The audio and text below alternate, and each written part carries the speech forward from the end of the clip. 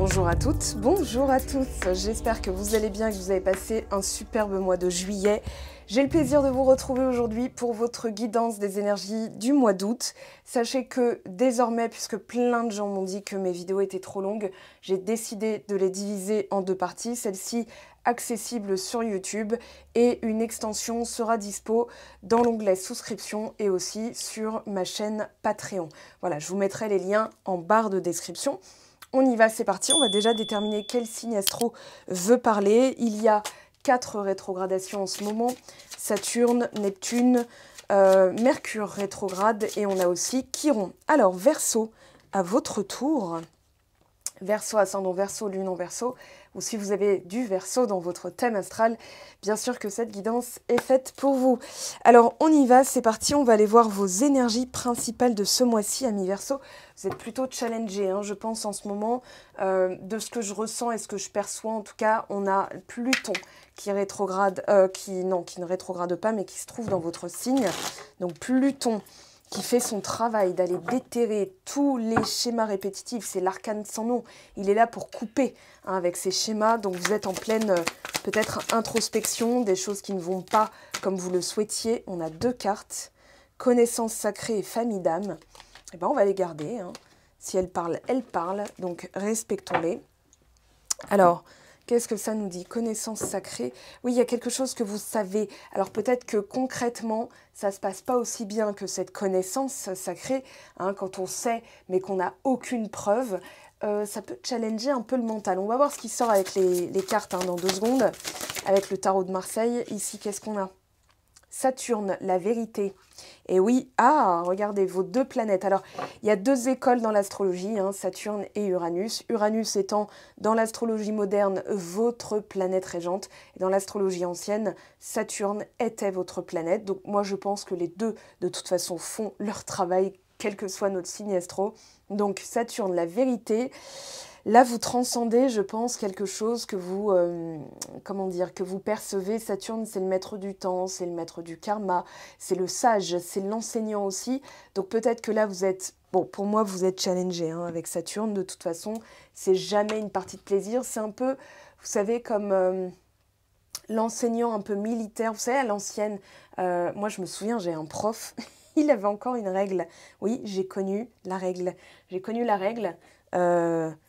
Voilà, tac, les 3 doigts là, comme vous vous souvenez. Bon, peut-être que vous n'avez pas connu. Eh bien, je vous le souhaite parce que franchement, voilà, la pétoche. Hein, quand on fait une erreur de virgule, la dictée.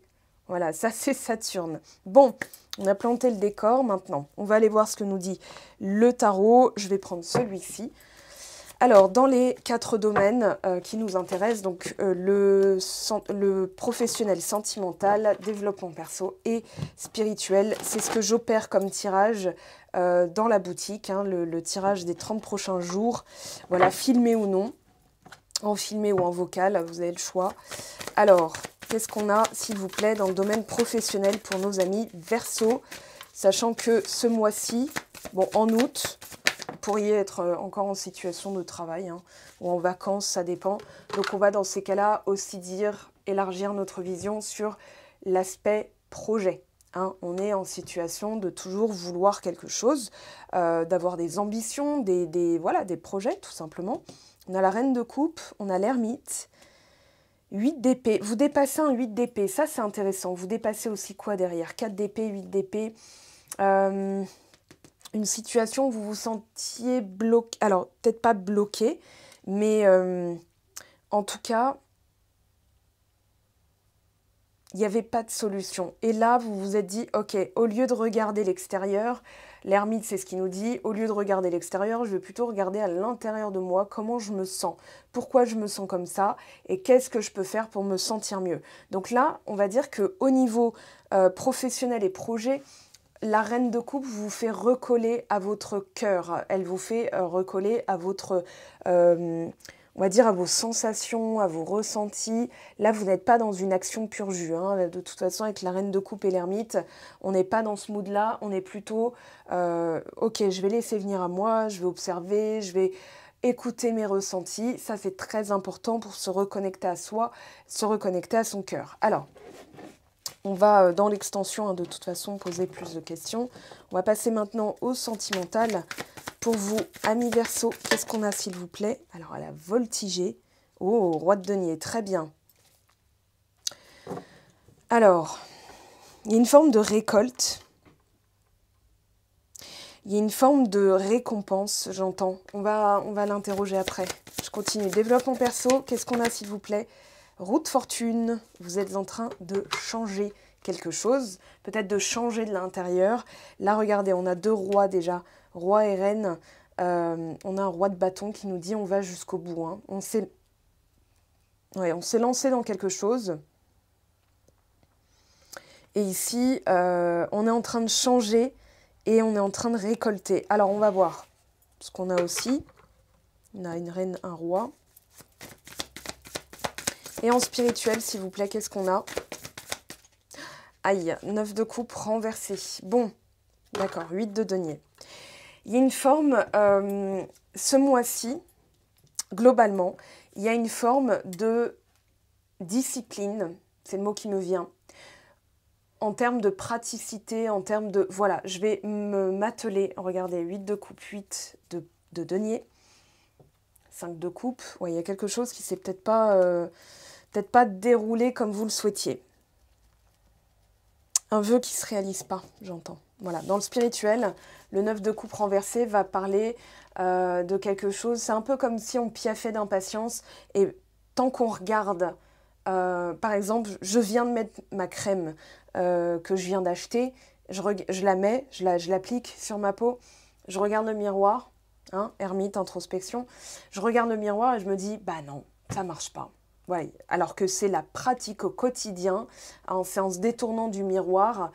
C'est par exemple quelqu'un qui veut perdre son petit bidou, voilà, de cortisol, de stress ou de... Voilà, c'est pas que arrêter la pizza, c'est plutôt je vais arrêter de regarder parce que ça me décourage à chaque fois. Parce qu'au final... Ça peut être, par exemple, on connaît hein, le poids émotionnel des choses, donc la perte de quelque chose ou le gain de quelque chose ne peut pas être tangible tout de suite. Ok, donc le 8 de denier va dire, au lieu de regarder le résultat et te décourager à chaque fois, parce qu'il y a une récolte. Je pense que c'est plus au niveau, là, au niveau sentimental, ça a l'air de rouler avec un roi de denier, ou alors vous pourriez rencontrer quelqu'un qui est assez, on va dire, porté sur, qui est assez pragmatique. Le roi de denier, il peut être matérialiste. Alors, il peut être matérialiste porté sur la vie matérielle, c'est-à-dire, bon, écoute, je vais nous mettre bien, je travaille beaucoup. Voilà, ça peut être quelqu'un qui veut faire fortune. Ça peut être quelqu'un qui a un caractère assez casanier aussi.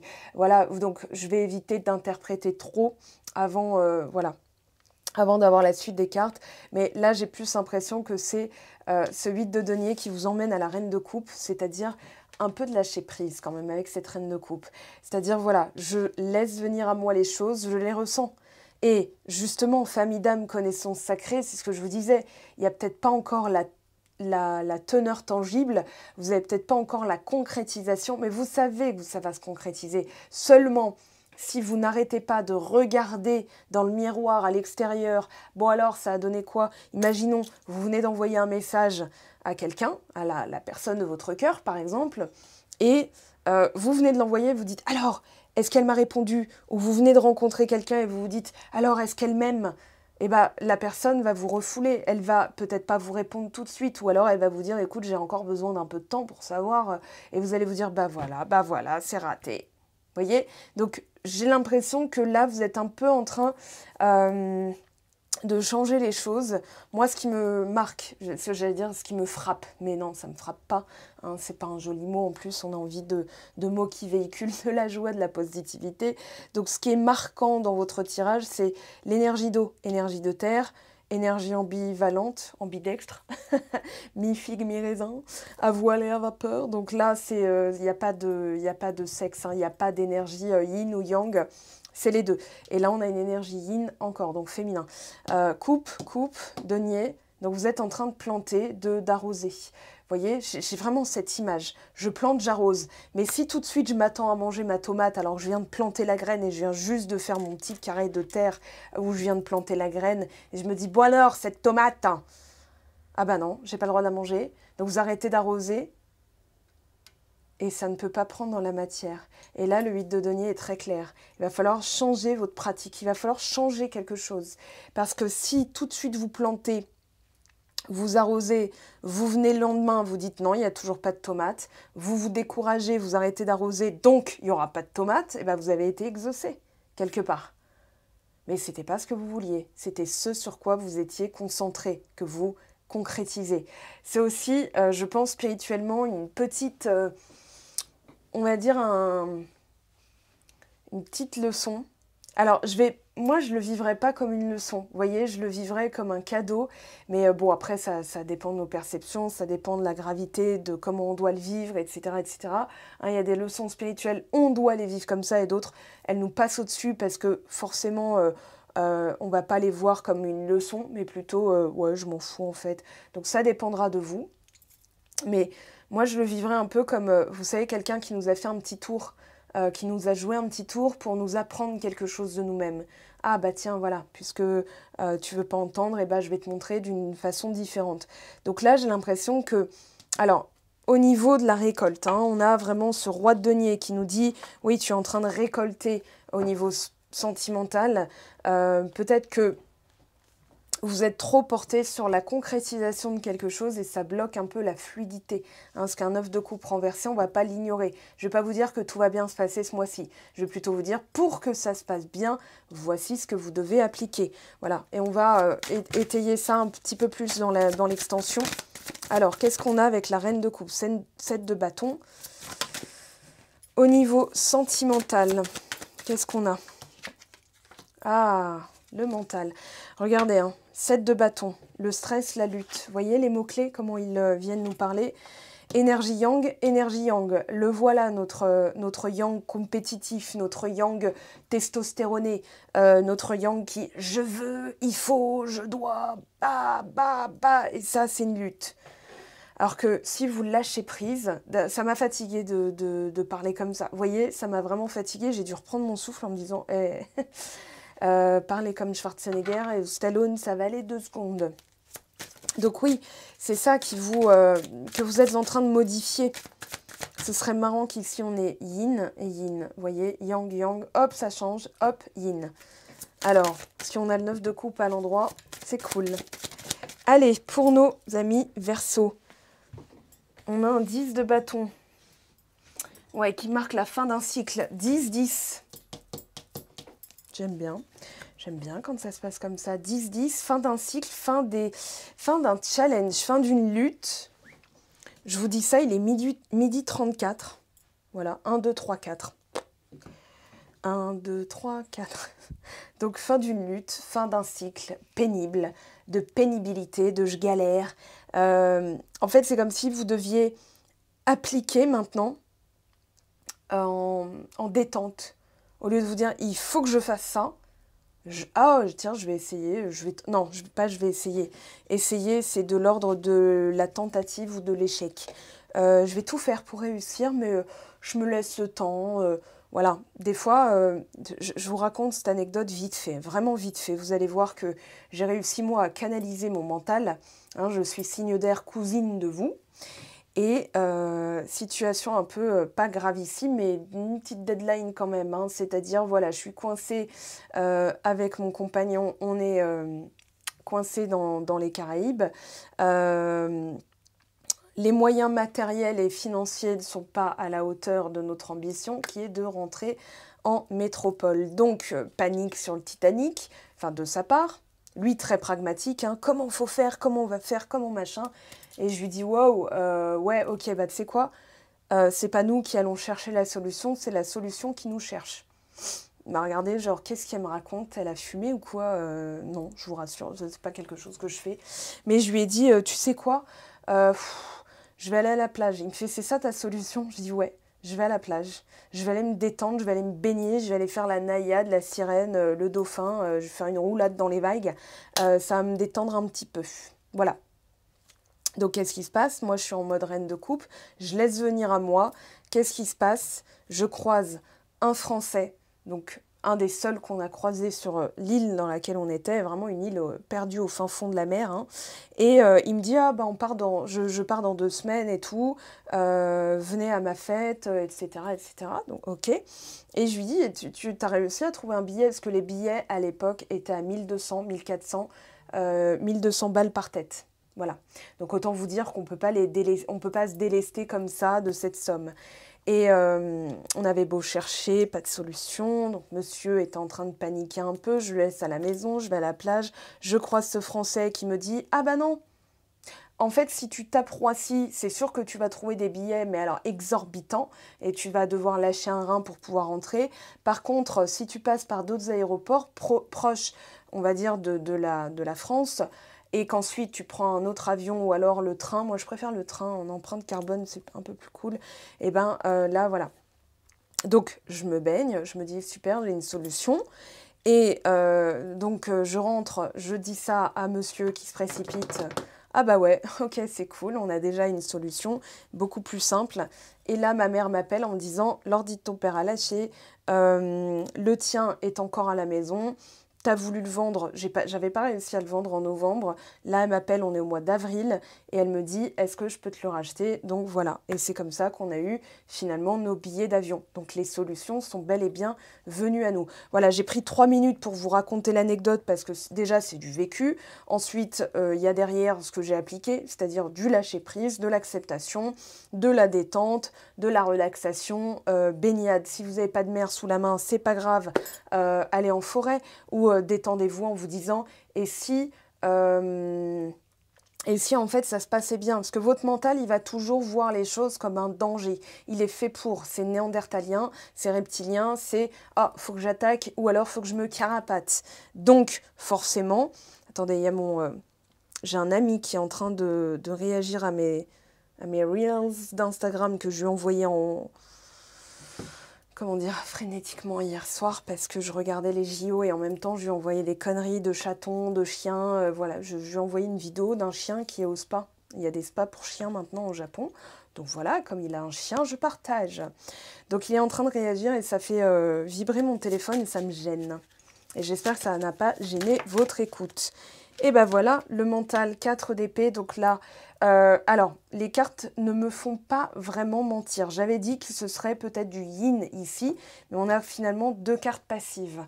Ici, on a 2 cartes très actives. Le 7 de bâton, c'est il faut, je dois, je veux, sentiment peut-être de persécution, ou alors, vous voyez, ce singe hein, qui est contrôlé par ce bonhomme qui est déjà en train de contrôler plein de trucs. Hein, peut-être que là, dans votre manière de faire, on vous dit de toute façon, ami Verseau, c'est peut-être pas bon. Hein, parce que vous êtes peut-être au four et au moulin, vous êtes partout et nulle part. Vous jonglez avec 36 chandelles, 36 projets. On est proche du burn-out ici. Hein, et vous tenez que sur un fil. Donc, même si le résultat peut être représenté par ce petit singe, lui, il tient une aiguille qui perce votre ballon, ce sur quoi vous reposez. Donc, relax, comme chantait Mika de sa voix si douce. Take it easy, hein, si ça peut vous aider. D'ailleurs, Mika, dans sa philosophie, pour m'être un peu intéressée à ce qu'il raconte en interview, est un fervent, comment dire, et de l'école, du mental, qui va lui créer une image qui va, elle, se matérialiser concrètement. Donc, relax, take it easy, il y a peut-être un message dedans. Pareil, Aqua, Barbie Girl, les paroles ont l'air comme ça, bon enfant, mais elle le dit, imagination, life is your creation. C'est-à-dire que c'est par l'imagination que vous allez calibrer votre focus. Et ici, votre mental, lui, par exemple, si vous dites, là, on a un peu un sentiment de persécution. Voyez, ou alors il faut que ça arrive, il faut que ça se passe, il faut que je réussisse parce que ça me tient à cœur, parce que j'ai trop investi. Là, au niveau sentimental, ça peut être justement l'investissement que vous avez mis dans cette relation et le sentiment que c'est pas encore là. Voyez, vous y avez vraiment cru. Ça aussi, c'est un investissement. Donc là, il y a une notion de temps, il y a une notion de lâcher prise, d'enseignement spirituel. Et le 4 d'épée, c'est aussi une carte passive qui est proche du yin, c'est-à-dire l'ajournement. Alors, ça peut être remettre toujours à demain, ça peut être la procrastination et donc une forme d'autosabotage, ou bien le mental qui doit se reposer. Hein, c'est le gisant hein, dans le tarot de Marseille, c'est vraiment le côté on met ça, on met au calme. Hein, c'est le repos, la méditation, le sommeil, le yoga ou une pratique qui vous permet justement de lâcher prise et de bousculer un petit peu les choses, de les changer. Alors, pour, oui, 2 d'épée, un entre-deux, peut-être pas très agréable, mais qui, là pour moi, vous avez la force de faire basculer les choses et vous êtes en pleine transition. Je vais prendre ici, oui, je vais prendre 3 cartes ici pour terminer. La première partie, donc celle accessible, on a l'enfant, oui, un projet, vérité. On a peut-être aussi l'enfant intérieur hein, qui avait besoin d'être rassuré. Le mental, il va vouloir de toute façon tout contrôler. Maintenant, si vous le rassurez, hein, comme un enfant, comme quand on parle à un enfant, tiens, regarde, je te prends par la main, regarde sous le lit, j'allume la lumière, tu vois bien, il n'y a pas de monstre sous ton lit, tu vas pas te faire attraper, moi, voilà, bon bref. Donc quelque chose de nouveau peut être vécu comme quelque chose de dangereux, vous sortez de votre zone de confort, vous n'avez pas l'habitude d'opérer comme ça, mais regardez, enfant, évolution, libération. Et c'est ce que je disais, pour moi, vous avez la force de le faire, vous avez tous les atouts, donc c'est juste de la pratique. Alors, on va voir hein, ce que nous dira l'extension, enfin ce qui sortira dans l'extension. Pour celles et ceux qui nous quittent, une petite carte de fin. Ah, le karma, maître du temps, maître du karma à Saturne. Ne fais jamais à autrui ce que tu n'aimerais pas qu'on te fasse. Ne crois jamais être exempté du respect que tu dois à toutes les personnes qui croisent ta vie. Attention à la roue du karma qui tourne et finit par frapper les moins justes d'entre nous. Bon, la mise en garde est là, c'est super. Mais c'est aussi dans le bon sens. Ce karma n'est jamais punitif. Attention, le karma, c'est je récolte ce que j'ai semé. Donc, je fais attention à ce que j'ai semé et je ne peux que m'attendre à une récolte sur la même teneur vibratoire de ce que j'ai envoyé. Donc là, il y a l'occasion de tout réviser, de coucouche panier le mental, hein, on va dire ça comme ça. Je vais peut-être intituler votre vidéo comme ça, pourquoi pas. Donc on va s'arrêter là pour les personnes qui... voilà, à qui ça suffit. Et pour les autres, on se retrouve, donc le lien est en barre de description, ou dans le petit i qui s'est affiché ou qui s'affiche là maintenant. Hein, je vous aime, je vous embrasse, je vous souhaite le meilleur, et je vous souhaite tout le meilleur pour ce mois d'août. À très vite. Ciao, ciao!